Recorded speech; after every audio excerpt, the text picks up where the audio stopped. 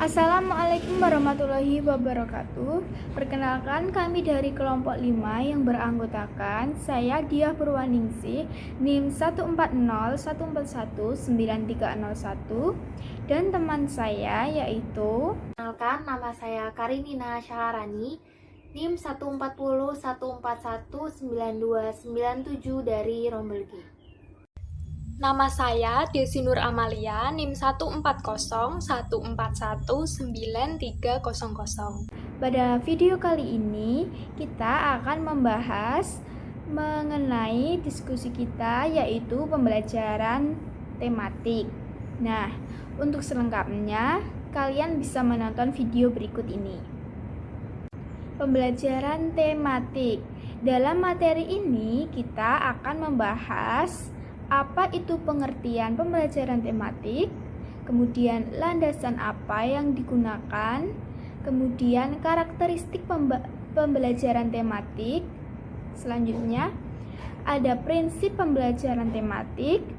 Selanjutnya ada fungsi dan tujuan pembelajaran tematik dan kelebihan dan kekurangan pembelajaran tematik. Pengertian pembelajaran tematik. Pembelajaran tematik yaitu pembelajaran yang menggabungkan suatu konsep dalam beberapa bidang studi yang berbeda, dengan harapan siswa akan belajar lebih baik dan bermakna. Landasan pembelajaran tematik ada 3, yaitu landasan filosofis, landasan psikologis, dan landasan yudiris.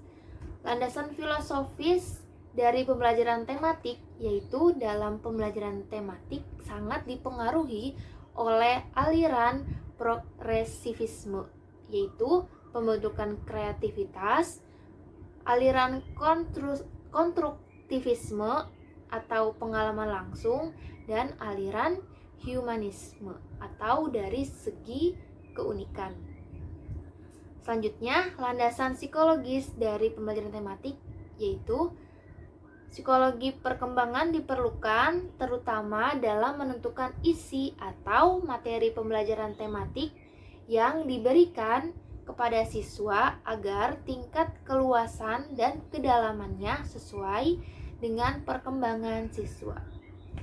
Selanjutnya, landasan yudiris dari pembelajaran tematik ini yaitu berbagai kebijakan atau peraturan yang mendukung pelaksanaan pembelajaran tematik di sekolah dasar. Selanjutnya, saya akan menjelaskan tentang karakteristik pembelajaran tematik. Karakteristik pembelajaran tematik yang pertama yaitu berpusat pada siswa. Yang kedua, bersifat fleksibel. Yang ketiga, kegiatan pembelajaran tematik sangat relevan dengan kebutuhan siswa. Yang keempat, kegiatan pembelajaran lebih bermakna dan lebih berkesan. Yang kelima, pemisah mata pelajaran tidak begitu jelas. Dan yang terakhir, mengembangkan keterampilan sosial siswa. Pembelajaran tematik integratif memiliki satu tema yang aktual, dekat dengan dunia siswa, dan ada di dalam kehidupan sehari-hari. Pembelajaran tematik integratif perlu memilih materi beberapa mata pelajaran yang mungkin saling terkait. Pembelajaran tematik integratif tidak boleh bertentangan dengan tujuan kurikulum yang berlaku, tetapi harus mendukung pencapaian tujuan utuh kegiatan pembelajaran yang termuat dalam kurikulum. Materi pembelajaran yang dapat dipadukan dalam satu tema selalu mempertimbangkan karakteristik siswa, seperti minat, kemampuan, kebutuhan, dan pengetahuan awal. Materi pembelajaran yang dipadukan tidak terlalu dipaksakan, artinya materi yang tidak mungkin dipadukan tidak usah dipadukan. Selanjutnya, fungsi dan tujuan pembelajaran tematik.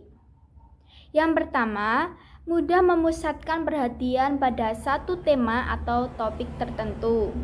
Yang kedua, mempelajari pengetahuan dan mengembangkan berbagai kompetensi mata pelajaran dalam tema yang sama. Yang ketiga, memiliki pemahaman terhadap mata pelajaran lebih mendalam dan berkesan. Yang keempat, mengembangkan kompetensi berbahasa lebih baik dengan mengaitkan berbagai pelajaran lain. Yang kelima, lebih bergairah belajar karena mereka dapat berkomunikasi dalam situasi nyata. Yang keenam, lebih merasakan manfaat dan makna belajar karena materi yang disajikan dalam konteks tema yang jelas. Ketujuh, guru dapat menghemat waktu karena mata pelajaran yang disajikan secara terpadu dapat dipersiapkan sekaligus. Kedelapan, budi pekerti dan moral siswa dapat ditumbuh kembangkan dengan mengangkat sejumlah nilai budi pekerti sesuai situasi. Selanjutnya, kelebihan dan kekurangan pembelajaran tematik. Kelebihan pembelajaran tematik yang pertama, kegiatan belajar sesuai dengan tingkat perkembangan siswa. Yang kedua, kegiatan belajar disesuaikan dengan minat dan kebutuhan siswa. Yang ketiga, kegiatan belajar lebih bermakna. Yang keempat, mengembangkan keterampilan berpikir dan keterampilan sosial siswa. Yang kelima, menyajikan kegiatan bersifat pragmatis yang dekat dengan kesehatan siswa. Yang keenam, meningkatkan kerjasama antar guru dalam merancang kegiatan pembelajaran. Selanjutnya, kelemahan pembelajaran tematik. Yang pertama, tanpa kemampuan guru yang mumpuni, pembelajaran tematik akan sulit diterapkan. Yang kedua, pembelajaran tematik memerlukan sarana dan sumber pembelajaran yang bervariasi.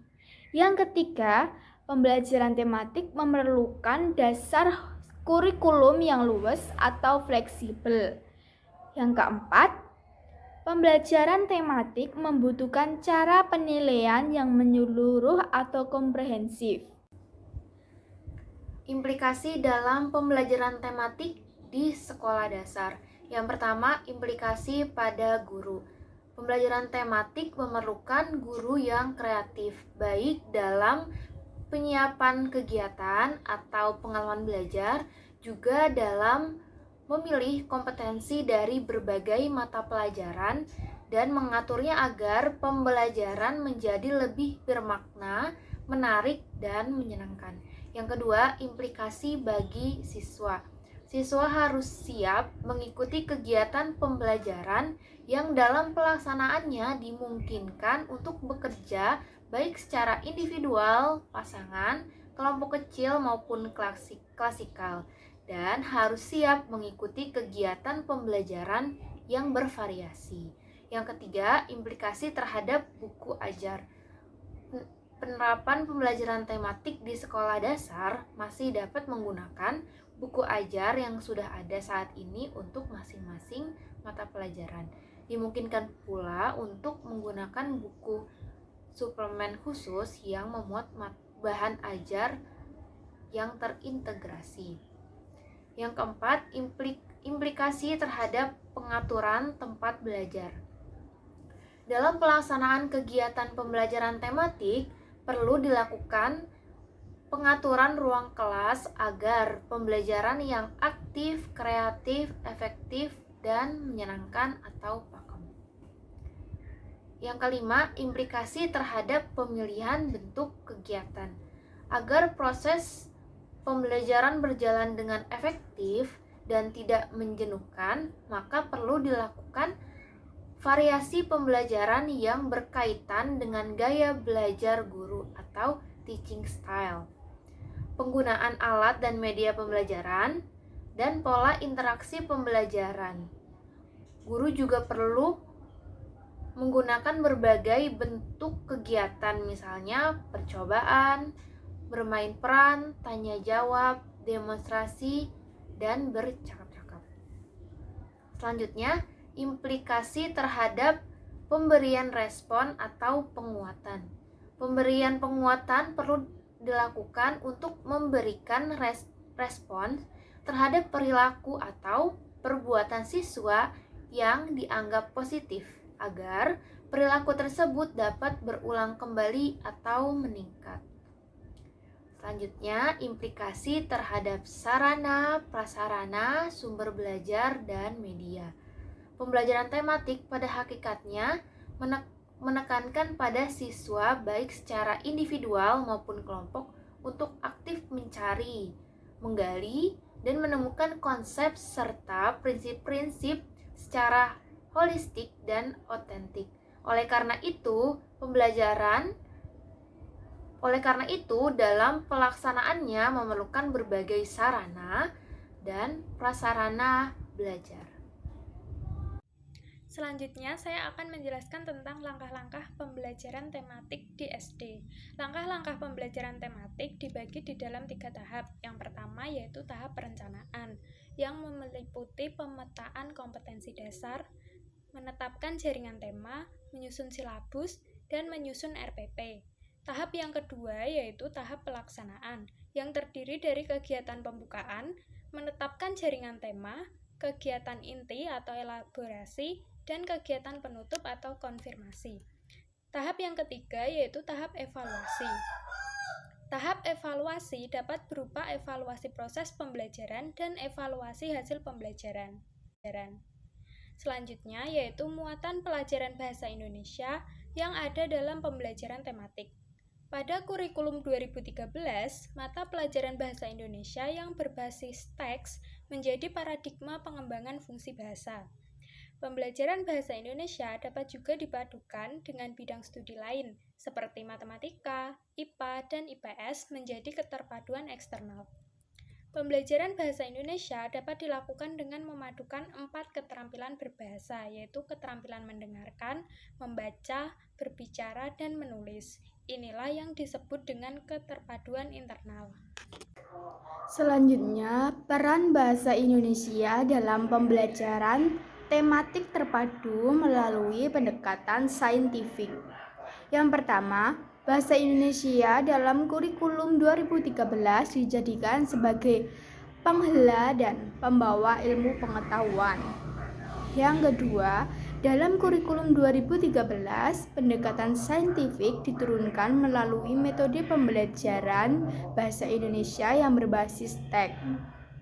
Yang ketiga, keterampilan berbahasa Indonesia sangat diutamakan, mencakupi keterampilan menyimak, berbicara, membaca, dan menulis. Yang keempat, untuk menyerap pembelajaran, keterampilan yang diutamakan adalah keterampilan menyimak dan berbicara. Yang kelima, untuk menyampaikan sesuatu, peserta didik diharapkan memiliki keterampilan menulis dan berbicara. Sekian dari kelompok kami. Wassalamualaikum warahmatullahi wabarakatuh.